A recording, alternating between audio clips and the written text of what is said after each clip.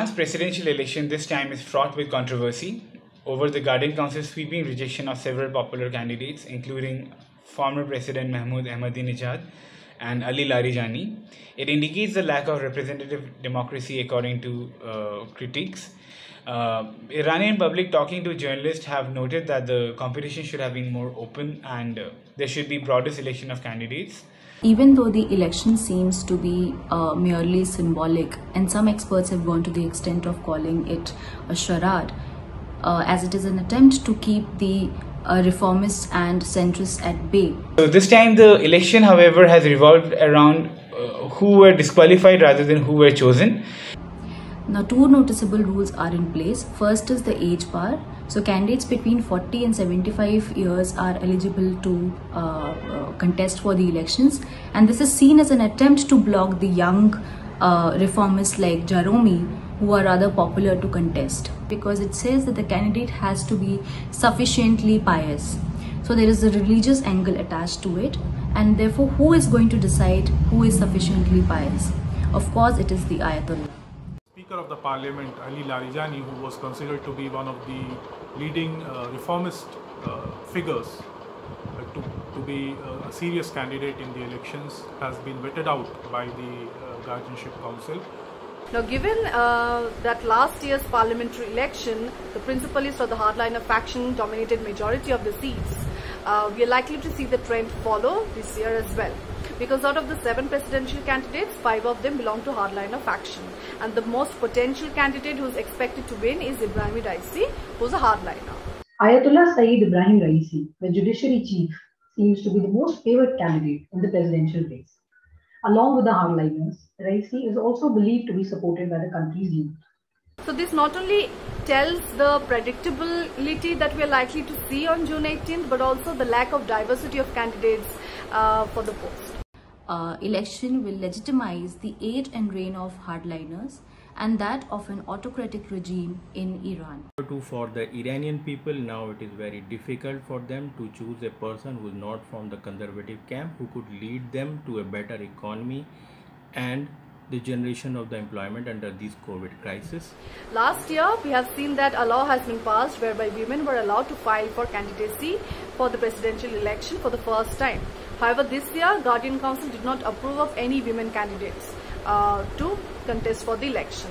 In the current scenario, there might be a possibility of the low voter turnout that could help the conservatives to win this election. Apathy is one of the greatest challenges to democracy. The polling by the ISPA between 16 to 17 May predicts a voters turnout of 43%. Polling between 25th to 26th of May predicts a voters turnout of 36%. Similarly, the Iran International TV polling between 2nd to 11th of May predicts a voters turnout of 27%. Going by this poll, it clearly indicates the possibility of a very low voters turnout. Regarding the voter turnout, on social media handles such as Twitter, trending hashtags such as "there is no way I will vote, no matter what the candidates promise," suggests that many Iranians are planning to boycott the elections, and the voter turnout could be lower than the 2017 elections. Whoever is elected the next president will influence the succession of Supreme Leader. It is also possible that the upcoming president can become the Supreme Leader of Iran. However, we have to also note that the election in Iran is highly unpredictable, and Raisi's votes could be split among the hardliner candidates. Here, Himati, who is gaining traction as a moderate voice and who served under Rouhani also, it can give a momentum among the youth, among the more pro-reform oriented Iranians. Iran has been grappling with a very difficult economic situation.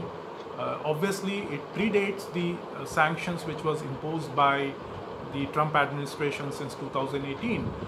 But after the sanctions, the economic problems have multiplied, and Iranian economy is going through one of the most difficult phases in the last 40 years. The current economic growth is regarded as the lowest since the revolution, and therefore a change is required.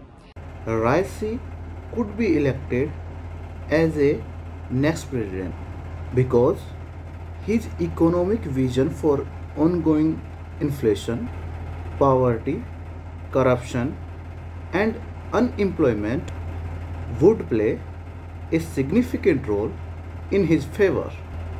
And also to see how much the Iranian military establishment will likely conform to the policies that would be brought in by the new government, regardless of who comes to power. It could be a conservative leading the country or a moderate leading the country.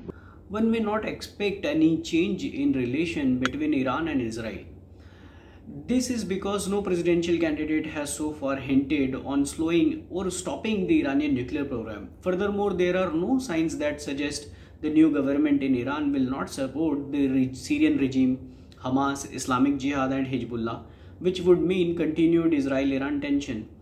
For the West and the United States, who are actually dealing with Iran, any new administration that is conservative would be difficult to deal with, especially in case of nuclear deal, and there is a possibility of an aggressive foreign policy in the West Asian region. The hardliners in Iran have always been against the the JCPOA, the nuclear deal, and they became much more, their views became much more stronger after the United States decided to withdraw from the JCPOA, which kind of strengthened their understanding that this is a futile exercise, and even if Iran tries to kind of accommodate the international views, the international community is not going to accommodate the Islamic Republic. The first televised presidential debate made no reference to the nuclear issue and the US-led sanctions.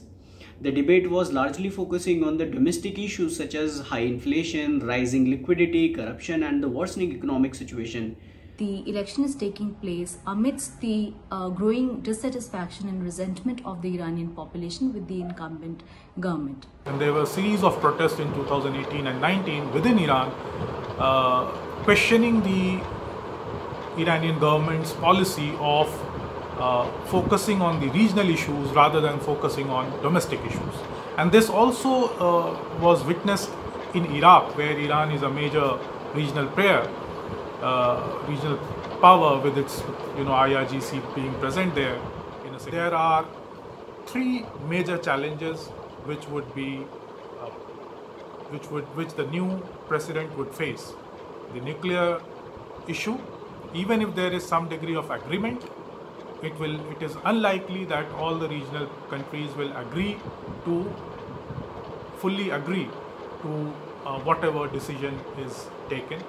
So that would be the first challenge. The second issue would be to deal with the economic crisis facing Iran and how to manage, even if there are, gradually sanctions are removed, if one thinks of in the best case scenario for Iran, even then Iran will continue to face this challenge of how to manage the economic problems. And the third is the political unrest which Iran has been facing, and the backlash which Iran is facing in countries like Iraq.